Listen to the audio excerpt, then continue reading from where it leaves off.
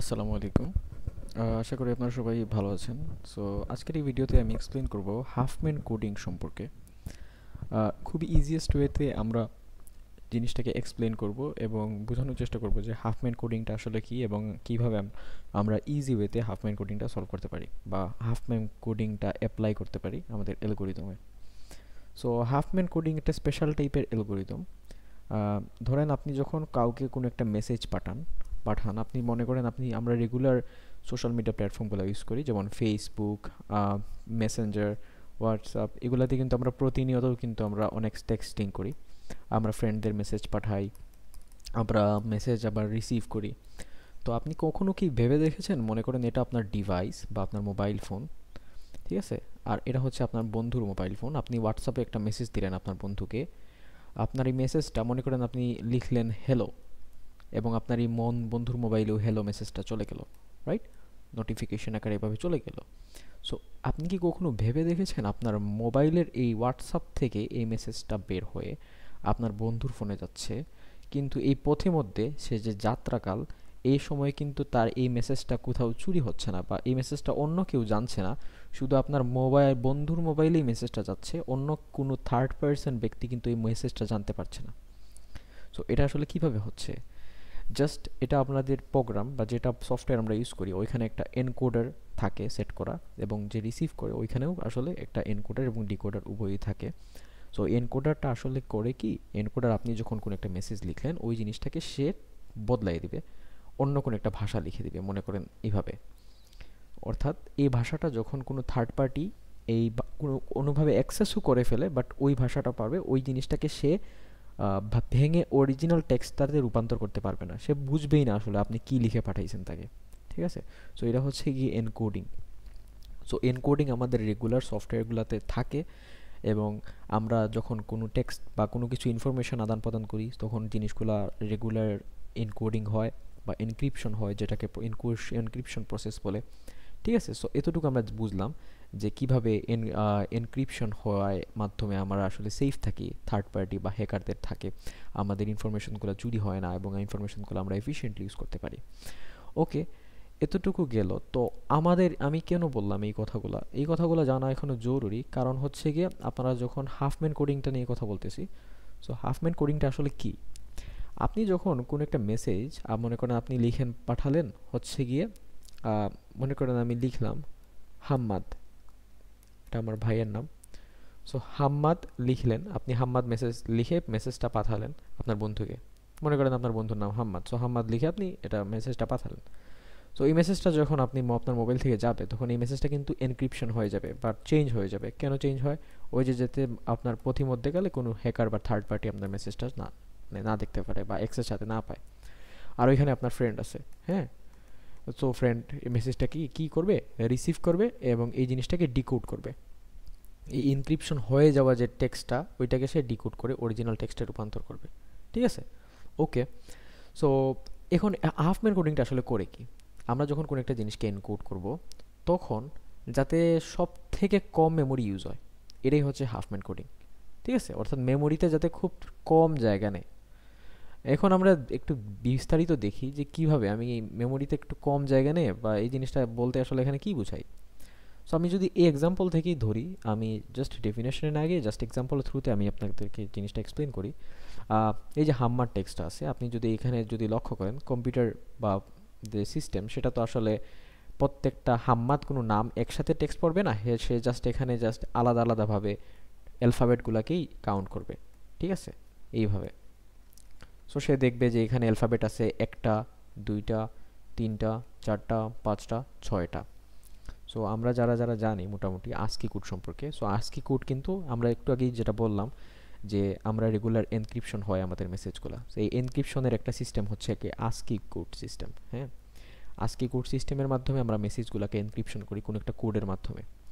যেমন আমরা জানি যে এর আস্কি কোড হচ্ছে 65, বা আস্কি ভ্যালু যেটাকে বলে, বি এর কোড হচ্ছে কি 66। সো এইভাবে আসলে প্রত্যেকটা আলফাবেট, আমাদের যে আলফাবেটগুলো আছে 26টা আলফাবেট, প্রত্যেকটা আলফাবেটেরই আলাদা আলাদা আজকে ভ্যালু আছে, ঠিক আছে? ওকে, সো এতটুকু আমরা বুঝলাম। এতটুকু যদি আমরা বুঝে থাকি তো আমরা একটু দেখি যে কিভাবে মেমোরিতে এই জায়গাটা নেয়। আমরা যখন এনক্রিপশন করি তখন এই মেসেজটা কিভাবে মেমোরিতে জায়গা নেয় একটু দেখি। এই মনে করেন এর একটা আস্কি ভ্যালু আছে, তো এটা কত, আমি আর আস্কি ভ্যালু কত এটাতে আর গেলাম না, পার্টিকুলারলি প্রত্যেকটা ইন্ডিভিজুয়ালি আস্কি ভ্যালুতে যাওয়ার দরকার নাই আসলে। তো ওই আস্কি ভ্যালুটা করে কি, আস্কি ভ্যালু মেমোরিতে, আস্কি ভ্যালুটা কি, আস্কি ভ্যালুটা হচ্ছে কি এনক্রিপশনের একটা সিস্টেম, রাইট? ওই আস্কি ভ্যালু মেমোরিতে হচ্ছে 8 বিট জায়গা নিয়ে কাজ করে। অনেক জায়গায় দেখবেন 7 বিট নেয়। সো 7 বিট 8 বিট সেটা তেমন কোনো ম্যাটার করে না। যখন আপনি এমএসবি ভ্যালুটা 0 থেকে স্টার্ট করবেন তখন আসলে আপনি 8 বিট নেবেন। এমএসবি ভ্যালুতে যদি 1 থেকে কাউন্ট করেন তখন আপনি 7 বিট। সো দুইটাই কিন্তু কারেক্ট আসলে। আজকে ভ্যালুর যদি আপনি 7 বিট নিয়ে করেন তাও হবে, আপনি যদি 8 বিট নেন তাও হবে, কোনো প্রবলেম নাই তাতে। ওকে, সো আজকে ভ্যালুটা আসলে 8 বিট নিয়ে কাজ করে। সো আজকে ভ্যালু যদি 8 বিট নিয়ে কাজ করে মানে প্রত্যেকটা ক্যারেক্টার এখানে 8 বিট জায়গা দখল করবে, রাইট? সো এখানে ক্যারেক্টার আছে কয়টা, একটা, দুইটা, তিনটা, চারটা, পাঁচটা, ছয়টা, রাইট? 6টা ক্যারেক্টার আছে। সো টোটাল এখানে স্পেস সে কতটুকু নিচ্ছে, 6 × 8 = 48 বিট। এখন এই স্পেসটা হচ্ছে কি আমার নর্মালি এই যে টেক্সট হাম্মার টেক্সটটা নর্মালি এতটুকু জায়গা সে দখল করছে। এখন আমরা দেখি যে এই জিনিসটাকে আরেকটু কমানো যায় কিনা without Huffman coding. So without Huffman coding যদি জিনিসটাকে আরেকটু কমানোর চেষ্টা করি তো কীভাবে করতে পারি, যেমন আমরা যদি আরেকটু ট্রাই করি, আমরা হাফম্যান কোডিংয়ে যাওয়ার আগে এই স্টেপগুলো একটু প্রসিজার আমরা স্টেপ বাই স্টেপে যাই আসলে। সো আমি চিন্তা করলাম যে ওকে, আমার কি আর কোনো ওয়ে আছে কিনা যাতে আমি এই সাইজটাকে আরেকটু কমাতে পারি। তো আমরা দেখি কিভাবে কমাতে পারি। সো এখানে দেখতে পাচ্ছি যে এখানে 1 2 3 4 5 6টা ক্যারেক্টার আছে। সো 6টা ক্যারেক্টার আমরা জানি যে কম্বিনেশন মানে 2 টু দি পাওয়ার, একটা ক্যারেক্টার যদি থাকে তার মানে 2 পাওয়ার 1 = 2, তার মানে দুইটা কম্বিনেশন, রাইট? দুইটা কম্বিনেশন পাবো, যেমন হচ্ছে কি ওই যে 0 আর একটা হচ্ছে 1। আর যদি ক্যারেক্টার এই যে 1 এটা কিন্তু আমার ক্যারেক্টারের জাস্ট সংখ্যাটা দিছি। সো 2 যদি 2 নেই, দুইটা বিট নেই, এটা সরি 1টা হচ্ছে বিট সংখ্যা দিছি, ঠিক আছে? সো 1 একটা বিট নিলে আমি দুইটা কম্বিনেশন পেলাম। আর যদি আমি দুইটা বিট নেই তাহলে কয়টা কম্বিনেশন পাচ্ছি, চারটা কম্বিনেশন। চারটা কম্বিনেশন কি কি, যেমন 0 0 0 1 1 0 1 1, এগুলো আমরা টেকনিকে মনে রাখতে পারি। এটার জন্য আমি আলাদা একদিন একটা টেকনিক শেয়ার করবো, মানে রিলস আকারে দিয়ে দিব। ওকে, সো আমার দেখছি এখানে 1 2 3 4টা মানে কম্বিনেশন। সো প্রত্যেকটা কম্বিনেশন একটা ক্যারেক্টার স্টোর করবে, যেমন এই একটা কম্বিনেশন এটা একটা ক্যারেক্টার স্টোর করবে, মনে করেন এইচটাকে স্টোর করতে পারবে। একটা কন্ডিশন এটা আরেকটা ক্যারেক্টারকে স্টোর করতে পারবে। এই একটা কম্বিনেশন এটা আরেকটা ক্যারেক্টারকে স্টোর করতে পারবে। একটা কম্বিনেশন আরেকটা ক্যারেক্টারকে স্টোর করতে পারবে। বাট দেখেন 1 2 3 4টা, কিন্তু আমার এখানে তো ওয়ার্ড হচ্ছে 6টা। সো আমার মাত্র কম্বিনেশন অনুযায়ী যদি আমি দুইটা বিট নেই তাহলে আমার মাত্র 4টা ক্যারেক্টার ফিল আপ হচ্ছে, বাট আমার তো ক্যারেক্টার 6টা। সো আমার আরও দুইটা বাকি রয়ে গেল। সো আমি একটু বিট বাড়াইয়ে দেখি কি হয়। সো আমি যদি 3টা বিট নেই তাহলে দেখছি আমার 8টা কম্বিনেশন আসছে, ঠিক আছে? সো 8টা কম্বিনেশন নিলে দেখি আমার ক্যারেক্টারগুলো সবগুলো ফিল আপ হয় কিনা। অবশ্যই ফিল আপ হবে। নর্মালি আমরা দেখতে পাচ্ছি যে 8টা কম্বিনেশন মানে হচ্ছে কি 8টা ক্যারেক্টার হবে, বাট আমার তো প্রশ্নে দেওয়া আছে মাত্র 6টা ক্যারেক্টার। সো ইজিলি আমরা এটা ফিট আপ করতে পারবো। তো আমরা দেখি 2 কিউব মানে 3টা বিট যদি নেই তখন হচ্ছে কি 8টা কম্বিনেশন। তো 8টা কম্বিনেশন কী কী, সেমভাবে 3টা বিট যদি নিই তার মানে 0 0 0, তারপরে হচ্ছে 0 0 1, দেন 0 1 0, দেন হচ্ছে 0 1 1, অ্যান্ড দেন হচ্ছে 1 0 0,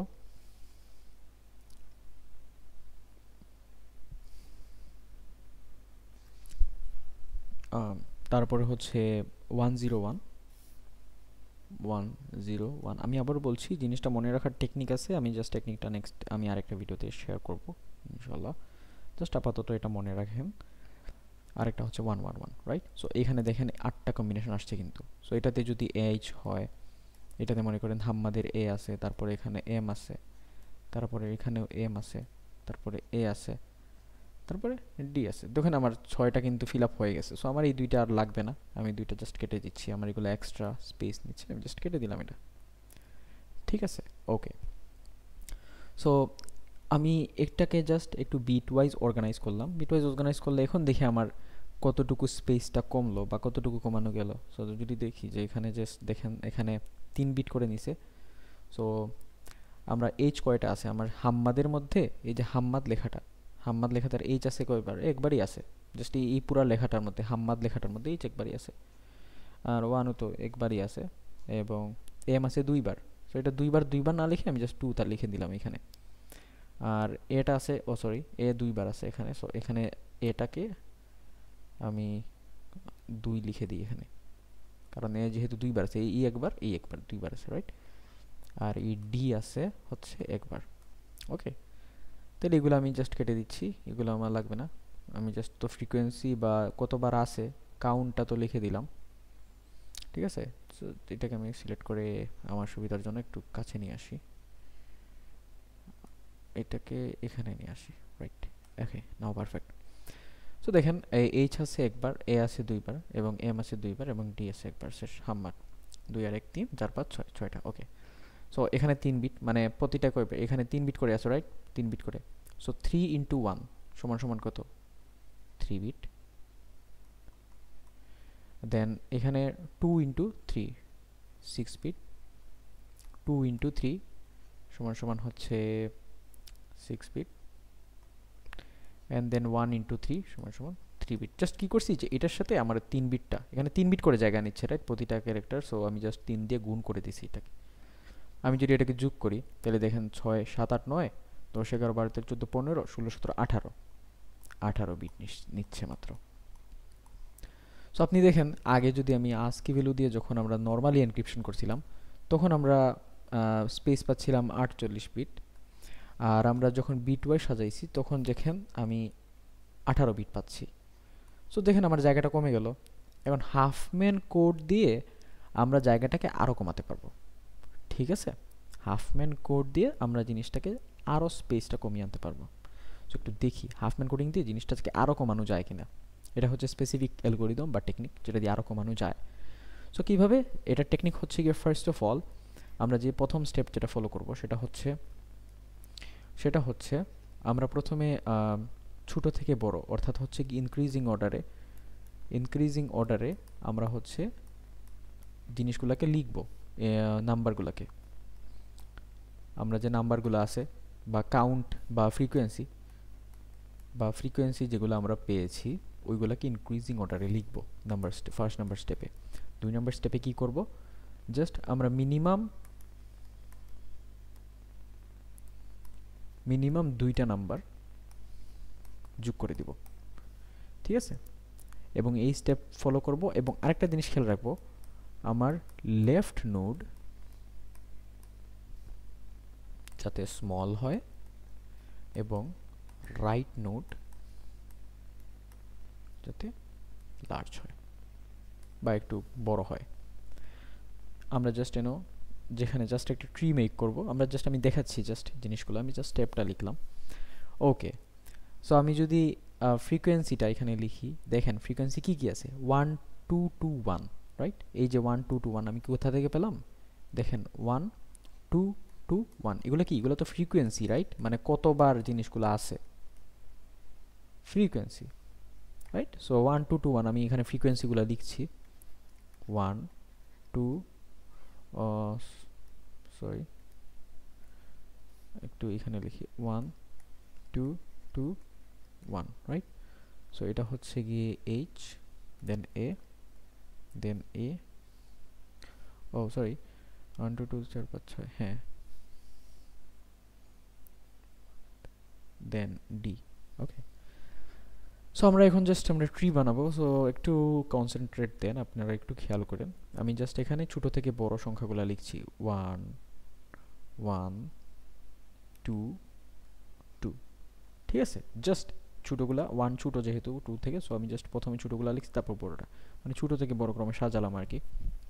আপনি যে এ প্রথমে তারপর এইচ প্রথমে লিখতে পারেন, অথবা এও প্রথমে লিখতে পারেন, আপনি যা খুশি আপনি একটা লিখেন। আমি লিখলাম মনে করেন এইচ, আপনি চাইলে এও লিখতে পারেন, পরে লিখলাম এ, তারপরে 2 কি, আপনি যেহেতু দুইটাই সেম, সো আপনি যে কোনো দুইটা লিখতে পারেন। জাস্ট আপনি এ অথবা এম, সরি এইচ এবং ডি, এটা ডি হবে কারণ 1 তো ডি এর ফ্রিকোয়েন্সি, সরি। আর এটা এ, এবং এটাও হচ্ছে গিয়ে এম, রাইট? এম, ওকে। সো এতটুকু যদি হয়, এখন আমরা জাস্ট ছোটো থেকে বড় ক্রমে লিখলাম, কিন্তু জাস্ট সাজিয়ে লিখলাম। এখন আমরা কি দেখেন, মিনিমাম সব থেকে ছোটো সংখ্যা কী কী আছে? এই 1 আছে। সো এই আর 1 আর 1 যোগ করে দিলাম, কত হচ্ছে? 2। ওকে, আমার লেফট নোটটা রাইট নোট দুইটাই সমান, তাহলে সমান থাকলে অসুবিধা নাই, বাট লেফট নোটটা সবসময় ছোটো হইতে হবে এবং রাইট নোট বড় হতে হবে। এটা যদি বড় ছোটো থাকে left note right note, but সমান হলে উভয় সংখ্যা সমান দেওয়া যায়, এটা কোনো প্রবলেম না। সো 2 হওয়ার পরে আমার এখন কী কী আছে দেখেন, এই 2, 2 আর 2, এই তিনটা সংখ্যা আছে, কিন্তু এই 2, 2 আর 2 দুইটাই কিন্তু সেম। সো আপনি চাইলে এই দুইটা এভাবে যোগ করতে পারেন। সো এখানে হলো 4, রাইট? আপনি চাইলে এই দুইটাও যোগ করতে পারেন, কোনো প্রবলেম নাই, বাট আমি এই দুইটা যোগ করলাম আর কি, 4। ওকে, ভালো কথা। এখন দেখেন কি কি আছে আমার কাছে। এখন আমার কাছে আছে জাস্ট এই 4 এবং এই 2, এই দুইটাই আছে, কিন্তু জাস্ট রুটের ক্ষেত্রে আপনি মানে সবসময় কনসিডার করবেন। সো 4 আর 2 আছে। সো 4 আর 2, কিন্তু আপনি দেখেন এই 4 আর 2 যদি আমি যোগ করে দিই, আমি যদি নর্মালি এইভাবে যোগ করি, তখন কী হবে? 6 হবে। বাট এই 6-এর দেখেন লেফট নোটটা বড় হয়ে যাচ্ছে, রাইট নোটটা ছোটো হয়ে যাচ্ছে। কিন্তু আমি কি বলছিলাম আগে, যে এভাবে হওয়া যাবে না। আমার রাইট নোটটা সবসময় বড় হতে হবে এবং লেফট নোটটা সবসময় ছোটো হতে হবে। সো এটা মেনটেন করবো। তো এটা করার জন্য এই 2টাকে কী করলাম, আমি জাস্ট এখান থেকে আমি এখান থেকে সরিয়ে এই পাশে নিয়ে নিলাম, অর্থাৎ এর লেফট সাইডে নিয়ে নিলাম। ঠিক আছে, জাস্ট জিনিসটাকে একটু ছোটো করি আমি সুবিধার জন্য, একটু এটাকে দেখা যায় ছোটো করা যায় কি না। ওকে, নাও ইটস গুড। ওকে, এখন এই দেখেন এই দুইটা জিনিস আমি যোগ করলাম। তো 4 আর 2 যোগ করলে কত? 6। ওকে, ভেরি গুড। সো এটা হচ্ছে আমাদের একটা ট্রি পেলাম আমরা এখানে, রাইট? আমরা একটা ট্রি পেয়ে গেলাম এখানে। সো ওয়েট, আমি জাস্ট এটা একটু এখানে সুন্দরভাবে লিখি, এম, আর এটা একটু মুছে এটা সুন্দর করে একটু লিখি।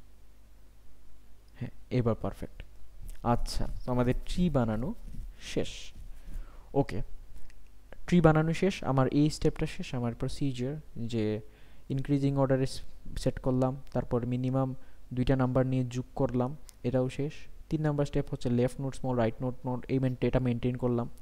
মেনটেন করে আমরা একটা ট্রি বানালাম, রাইট? একটা ট্রি পেলাম আমরা, হ্যাঁ, যেটার লেফট নোটটা হচ্ছে বড়, লেফট নোটটা হচ্ছে ছোটো এবং রাইট নোটটা বড়, বা সমান হলে বড় ছোটো আর কনসিডার করার কোনো কারণ নাই।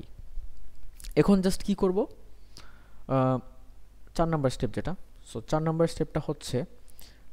স্টেপটা হচ্ছে আমরা কি করব, যে লেফট এডজ যেগুলো আছে, বা লেফটের যে দাগগুলা, রাস্তাগুলো, এগুলাকে 0 দিব এবং রাইট এডজগুলোকে আমরা মানে 1 দিয়ে দিব। ঠিক আছে, 1 দিয়ে দিব। লেফট এজ কোনগুলা, যেমন মনে করেন আমার একটা নোড, এটা নোডের এই দুইটা চিলড্রেন আছে, হ্যাঁ, এটা হচ্ছে এই এজটা, এই জিনিসটা, এটা হচ্ছে এজ এবং এগুলা হচ্ছে তো নোড। সো এই এজের এটা হচ্ছে লেফট এজ, বা লিখলাম, আর এটা হচ্ছে রাইট এজ, এবং এটা হচ্ছে লেফট এজ, রাইট? ওকে, সো আমরা জাস্ট জিনিসটা করি এখানে। এই 6-এর লেফট এজ হচ্ছে এটা, সো এটা 0 দিলাম। ওকে, এবং এটা রাইট এজ, সো এটা 1 দিলাম। এই 4-এর এটা লেফট এজ, সো এটা 0 দিলাম, এবং এটা রাইট এজ, এটা 1 দিলাম। এই 2-এর এটা লেফট এজ, এটা 0 দিলাম, এটা রাইট এজ, এটা 1 দিলাম। ওকে, সবগুলো দেয়া শেষ। এখন আমরা জাস্ট কি করব, আমরা জাস্ট এইখানে জিনিসগুলো একটু লিখি আগের মতো, যে এইচ, এ, এম, ডি, এই চারটাই তো জাস্ট ফ্রিকোয়েন্সি আকারে লিখছিলাম। ফ্রিকোয়েন্সি কি ছিল, এইচ এর ফ্রিকোয়েন্সি যদি এই পাশে লিখি, এইচ এর ফ্রিকোয়েন্সি হচ্ছে গিয়ে 1, এটা 2, এবং এইটারও 2, এটারও 1, রাইট? ফ্রিকোয়েন্সিগুলো লিখলাম। আর এটা হচ্ছে ক্যারেক্টার, রাইট? ক্যারেক্টার। এখন আমরা যদি এখানে এইচ এর কোডগুলো লিখি, এটাকে বলে কোড। এখন আমরা কোড লিখবো সুন্দরভাবে। কোডটা আসলে কি দেখেন, আপনি মনে করেন এইচ এর জন্য বের করবেন, এই যে এইচে আসতে হবে। সো এইচে আসতে হলে আপনি 6 থেকে স্টার্ট করলেন, কিভাবে আসবেন আপনি এইচে? এই পথ দিয়ে তো আসতে পারবে না, কারণ এই পথ দিয়ে লাস্ট এম নোডে আসছে, এরপরে তো আর যাওয়ার রাস্তা নেই, আপনাকে এই দিক দিয়ে আসতে হবে। সো 1 0 0, এই দেখেন আমি আবার বলি, দেখেন এই যে আসতে হলে 1 0 0, অর্থাৎ এই যে রাস্তা দিয়েই আপনার আসতে হবে, ঠিক আছে, এই রাস্তা দিয়ে আসতে হবে আপনার এই যে আসতে হলে, ঠিক আছে। সো এটা হবে 1 0 0। সেম প্রসেসে আপনি যদি ডিতে আসতে চান কি হবে, 1 0 1 1 0 1, এই যে দেখেন 1 দিয়ে আসলাম এদিকে, তারপরে 0 দিয়ে দিক দিয়ে গেলাম, তারপর মানে এইখানে ডিতে চলে আসলাম, রাইট। সিম্পলি আমরা যদি সরি, ও এটা তো ডিতে, ডি এর ক্ষেত্রে, রাইট। সো এটা ডিতে লিখি, সো ডিতে এটা নিয়ে যাই জাস্ট ডি এর জন্য, ওকে। আচ্ছা, এখন আমরা যদি এতে আসতে হলে কি হবে, 1 1, এই যে দেখেন এদিক দিয়ে এখানে চলে আসবো, তারপর এখানে 1 দিয়ে চলে আসবো। সো 1 আর 1, দুইটা 1, জাস্ট দুইটা 1, ঠিক আছে, দুইটা 1, ওকে। তারপরে হচ্ছে গিয়ে এম, রাইট। সো এম কোথায়, এম হচ্ছে এই যে এখানে। সো এখানে জাস্ট এই যে 0 দিয়ে, এই যে এখান 6 থেকে জাস্ট 0 পার্টটা ফলো করলেই আমরা এম এ চলে আসবো। সো এম এর জন্য জাস্ট হচ্ছে 0, ঠিক আছে, জাস্ট 0। শেষ, আমার সবগুলা ভিজিট করা শেষ, আমার এম ভিজিট করা শেষ, আমার এইচ ভিজিট করা শেষ, ডি ভিজিট করা শেষ, এ ভিজিট করা শেষ, সবগুলা ভিজিট করা শেষ, ওকে। সবগুলা যদি ভিজিট করা শেষ হয়, সবগুলা যদি ভিজিট করা শেষ হয়, আমরা একটু এখন চেক করব। দেখেন এখানে কয়টা বিট আছে, একটা দুইটা তিনটা, তিনটা বিট, রাইট। সো তিনটা বিট আছে, তিনটা বিট আছে। এইচ আছে কয়টা, একটা। সো এই যে 1 লিখলাম, ইকুয়াল টু 3। এখানে কয়টা বিট আছে, একটা দুইটা, দুইটা বিট আছে। সো 2 ইন্টু এ আছে কয়টা, দুইটা। সো 2 লিখলাম, 2 ইন্টু 2 সমান 4। এখানে কয়টা বিট আছে, একটা বিট, কিন্তু বিট কিন্তু একটা, স্পেস কিন্তু একটা, আর এম হচ্ছে দুইটা আছে। সো ইন্টু 2 সমান সমান 2। এখানে দেখেন কয়টা বিট আছে, একটা দুইটা তিনটা, ইন্টু ডি কয়টা আছে, একটা। So 1 equal to 3। টোটাল যদি যোগ করি, দেখেন টোটাল নাম্বার অফ কোড বা টোটাল নাম্বার অফ সাইজ কত, এখানে 3 আর 4 হচ্ছে 7, 8 9 10 11 12, 12 বিট। ভাই কি সারপ্রাইজিং না। দেখেন আগে আপনি পাচ্ছিলেন কি পাচ্ছিলেন, প্রথমে আমরা কি পাইছিলাম, দেখেন আমরা যদি একটু কনসিডার করি, এখানে প্রথমে পাইছিলাম হচ্ছে এই যে দেখেন, এই যে দেখেন প্রথমে পাচ্ছিলাম 48 বিট, রাইট। প্রথমে পাচ্ছিলাম 48 বিট, যেটা আমরা নর্মাল আস্কি দিয়ে করছিলাম, রাইট। আস্কি ভ্যালু দিয়ে আমরা জাস্ট এটাকে এনক্রিপশন করছিলাম, 48 ভ্যালু পাইছি, 48 বিট পাইছি, জায়গা নিচ্ছে 48 বিট। বাট যখন আমরা এটাকে আরেকটু কনসাইজ করলাম, আরেকটু কম্প্রেসড করলাম নর্মাল ওয়েতে, উইদাউট হাফ ম্যান কোড, আমরা এটাকে আরেকটু কম্প্রেস করার চেষ্টা করছিলাম, তখন আমরা পাইছিলাম 18 বিট। ওই যে আমরা জাস্ট আকারে বিট ওয়াইজ আকারে সাজাইছিলাম, তিনটা বিট নিছিলাম, 2 কিউব সমান হচ্ছে গিয়ে 8টা কম্বিনেশন। সো 8টা কম্বিনেশনের মধ্যে 6টা কম্বিনেশন আমরা জাস্ট 6টা ক্যারেক্টার দিয়ে রিপ্রেজেন্ট করছি, রাইট। সো এটা জাস্ট হয়ে গেছে 18টা বিট। যখন আমরা হাফম্যান কোডিংটা ইউজ করলাম, এই ট্রিটা ইউজ করে যখন আমরা এই প্রসিজারটা ফলো করলাম স্টেপ বাই স্টেপ, এই যে উপরে যে আমি যে স্টেপগুলো লিখলাম এগুলো যখন ফলো করলাম, তখন আমি দেখলাম যে আমার নতুন একটা কোড বের হলো, এবং এখানে কোডগুলা যখন আমি যোগ করলাম এইভাবে প্রসিজার মেনটেন করে ফ্রিকোয়েন্সির সাথে, তখন দেখলাম আমার বিটটা হচ্ছে 12 বিট, মানে খুবই কমে গেছে, রাইট। বিট সংখ্যা খুবই কমে গেছে। সো এটা খুবই এফিশিয়েন্ট, রাইট, খুবই এফিশিয়েন্ট, ঠিক আছে, খুবই এফিশিয়েন্ট। এবং আপনি যখন কোনো একটা জিনিস মেসেজটা ডিকোড করাতে যাবেন কাউকে দিয়ে, অর্থাৎ ডিকোডার, বাট যে কি মেসেজটা আসলে এনকোড থেকে ডিকোড করবে, তখন সে তার কাছে যদি এই টেবিলটা এবং এই সরি এই ট্রিটা এবং এই টেবিলটা, এটা কিন্তু একটা টেবিল, রাইট। আমি টেবিলটা আঁকিনি, বাট এটা কিন্তু এই যে পুরো জিনিসটা, এটা কিন্তু একটা টেবিল। এই টেবিলটা এবং এই ট্রিটা যখন তার কাছে থাকবে, তখন সে ইজিলি জিনিসটাকে ডিকোড করতে পারবে, ঠিক আছে, জাস্ট ডিকোড করতে পারবে ইজিলি। তো আপাতত এতটুকুই থাক। ডিকোডার আর অপশনটা আমি জাস্ট দেখাবো না, আমরা জাস্ট পার্টিকুলার কয়েকটা কোয়েশ্চেন যখন সলভ করবো তখন আমরা ডিকোডার কীভাবে আমরা এখানে ডিকোড করতে পারবো ইজিলি। এটা খুবই ইজিতে, জাস্ট আমরা ট্রাভার্স করলেই হয়ে যায়, ইজিতে আমরা এটা করতে পারবো। সো দেখতে পাচ্ছি কিভাবে মানে হাফ মেন কোড আসলে আমাদের বিট সাইজটা কমিয়ে দেয় এবং আমাদের মেমোরিটাকে অনেক এফিশিয়েন্টলি ইউজ করে। সো এতটাই আশা করি আপনারা বুঝতে পারছেন, কিছুটা হলেও যদি বুঝেন আলহামদুলিল্লাহ। আর আমি চেষ্টা করব ভিডিওগুলোকে খুবই কনসাইজ করার এবং আমার মতো করে ইজি ওয়েতে ভেঙে ভেঙে বোঝানোর। সো এতটুকুই থাক আজকের মতো। আসসালামু আলাইকুম, আল্লাহ হাফেজ, টেক কেয়ার। আর আপনারা আমার ইউটিউব চ্যানেলটি সাবস্ক্রাইব করবেন। আর আর নতুন নতুন কম্পিউটার সায়েন্স রিলেটেড বা বিভিন্ন ম্যাথমেটিক্স রিলেটেড বিভিন্ন ভিডিওস পেতে আমাদের চ্যানেলটিকে সাবস্ক্রাইব করবেন। ওকে, ধন্যবাদ, আসসালামু আলাইকুম।